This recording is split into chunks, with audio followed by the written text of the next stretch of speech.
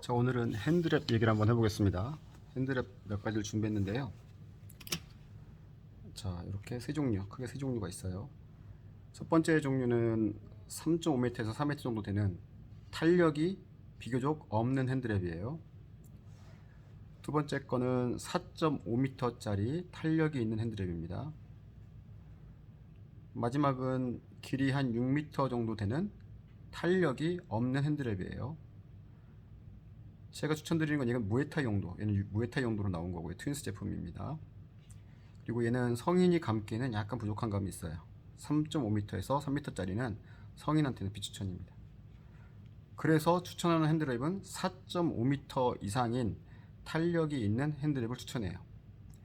지금 이 핸드랩은 일반 운동을 할 때 얘기입니다. 시합을 할 때에 대한 얘기가 아니에요. 시합을 할 때는 탄력이 없는 거 써도 그 테이핑을 하기 때문에 상관이 없는데, 일반적으로는 이 탄력이 없는 핸드랩은 운동하다 보면 풀려요. 그래서 탄력이 있는 한 이 정도 되는 4.5m 정도 되는 핸드랩을 추천을 먼저 드릴게요. 그리고 핸드랩을 이제 어떻게 감느냐, 시합 때 별도의 테이핑을 해서 고정하는 방식이 아닌 경우에 대한 설명이에요. 제가 핸드랩을 하는 목적은 세 가지입니다.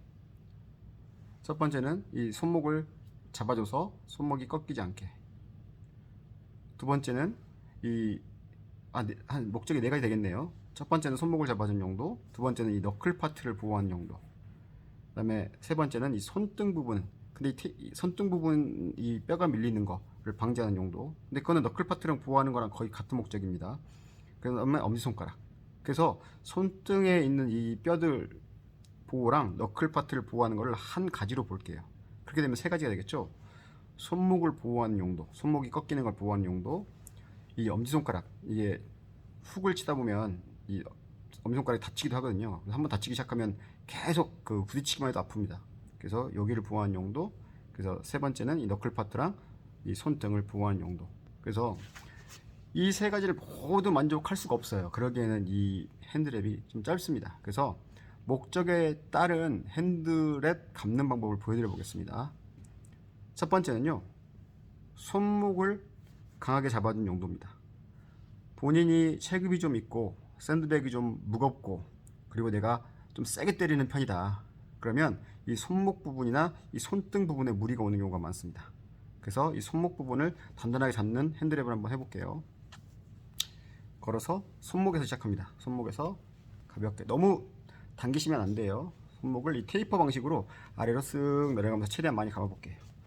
그 다음에 손등으로 가서 여기는 고정만 간단하게 하겠습니다. 너클 파트는 많이 안 감고요. 왜냐면 너클 파트로 상대방을 세게 때리는 경우가 별로 없기 때문에 손목 감고, 손가락은 저는 새끼손가락이랑 약지를 먼저 통과하고, 그 다음에 손목 감고, 그 다음에 이 집게손가락과 중지손가락 중지를 통과해서 한번 감고, 그 다음에 마지막 약지와 중지 사이를 감고 엄지와 집게로 나와서 손목을 감으면 이렇게 되겠죠. 그 다음에 엄지손가락을 약하게 감아주고요. 저처럼 엄지가 이렇게 다치는 분은 엄지를 좀 많이 감아주셔도 됩니다. 그리고 이 남은 테이프로는 계속 손목을 보강하는 거예요. 덧대서, 손목을 덧대고 덧대서 이렇게요. 그래서 이 밴디지의 상당히 많은 부분을 손목을 보강하는데 손목 부분에다가 할애를 했습니다. 그러다 보니까 반면에 너클 파트는 당연히 특별한 보호가 좀 안 되는 편이죠. 우리가 흔히 체육관에서 운동할 때는 너클 파트나 여기를 강하게 보강할 이유가 별로 없는 편이거든요. 강하게 누굴 때리는 게 아니기 때문에. 그래서 손목 위주로 테이핑을 했습니다. 그래서 가운데 손바닥 부분은 좀 비워두시고 이 부분은 좀 잡을 수 있도록 해주시고요. 이렇게 너클 파트는 두껍게 하지 않았고요. 그렇죠?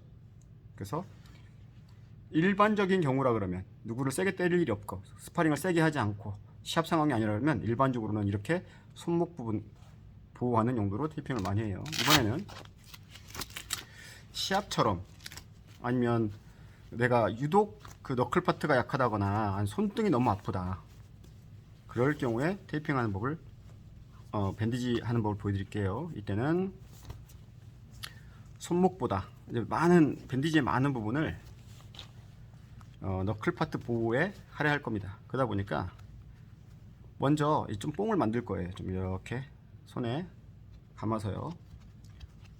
많이 할애를 해보겠습니다. 너클 파트를 강하게 만들 거예요. 이 정도 한 다음에 너클 파트에 올리고 너클 파트에서 시작. 그래서 너클 파트에 이렇게 잘 감습니다.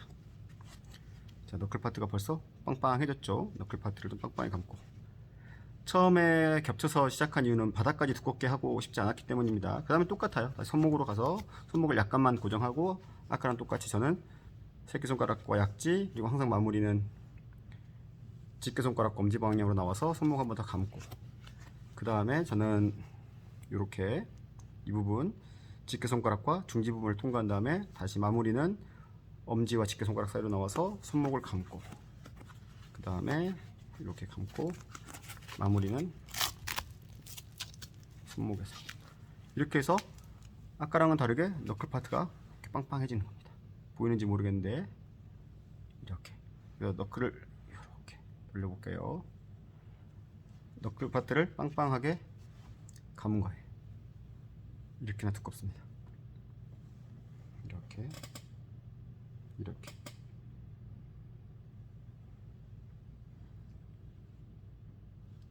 똑같이 바닥은 비어 있고요. 그래서 자기가 필요한 목적에 따라서 밴디지를 다양하게 감을 수 있어요. 그 두 가지 정도는 익혀두시는 게 좋고요. 지금처럼 너클 파트에 뽕을 두껍게 넣어서 너클 파트와 손등 세게 쳤을 때 충격이 이 손등이나 이 너클 파트를 다치게 하지 않도록 하는 테이핑, 처음에 보여드렸던 것처럼 손목이 꺾이거나 손목에 무리가 가는 사람들 손목을 강하게 잡아주는 테이핑, 이렇게 두 가지를 상황에 따라서 쓸 수 있습니다. 이상